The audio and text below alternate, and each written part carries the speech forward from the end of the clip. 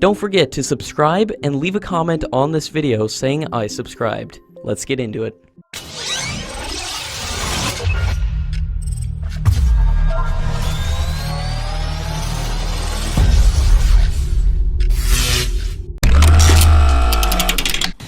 According to latest reports, the enhanced capabilities in the Rafale aircraft will be incorporated after the delivery of all 36 fighter jets to the Indian Air Force. There are 13 India-specific enhancement capabilities sought by the Indian Air Force, which will be incorporated after April 2022.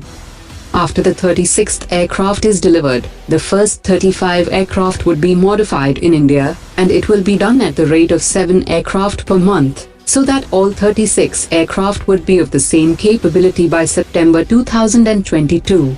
The first Indian Rafale has made its maiden flight on 30th October in France, and it will be the last aircraft to be delivered to the Indian Air Force in April 2022. Bahrain has indicated to India that it expects a larger participation at the Bahrain International Airshow. The Tejas light combat aircraft and the aerobatics team of the Indian Air Force were among the star attractions of the biennial event in 2016.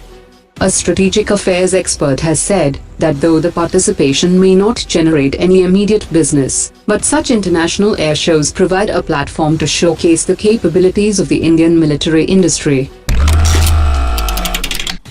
The delivery and production of the Calvary-class diesel-electric submarines under Project P-75 have been on track in the last few years, but the procurement process to acquire 6 next-generation diesel-electric submarines with their independent propulsion systems under the Project P-75I is not moving ahead.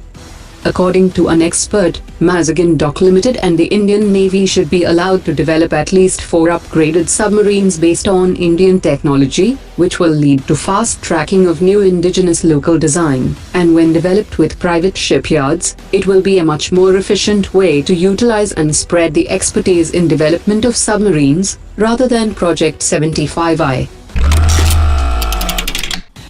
The new Defense Minister of Maldives has said that Maldives won't be returning back the 2 helicopters that were gifted by the Indian government in 2013. As per latest reports, the new Maldives government will also pull out of the free trade agreement with China, because it was a mistake for the nation to strike such an agreement with the world's second biggest economy.